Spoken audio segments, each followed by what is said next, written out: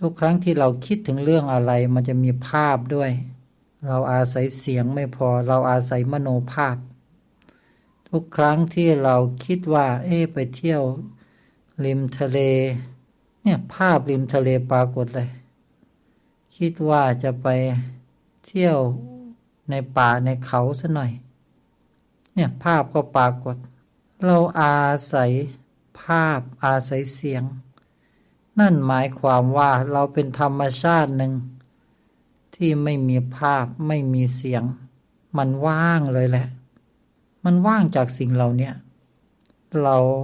อาศัยอารมณ์ไม่ว่าจะเป็นอารมณ์พอใจเรียกว่าอารมณ์สุขอารมณ์ไม่พอใจคืออารมณ์ทุกข์อารมณ์เฉยๆอารมณ์สงบอารมณ์ต่างๆอีกมากมายไม่ว่าจะเป็นโกรธเกลียดอาฆาตพยาบาทซึมเศร้าหงอยเหงาหรืออารมณ์ปีติอิ่มเอมเบิกบานโล่งโปร่งเบาสบายอารมณ์ทั้งหลายเหล่านี้เราอาศัยมัน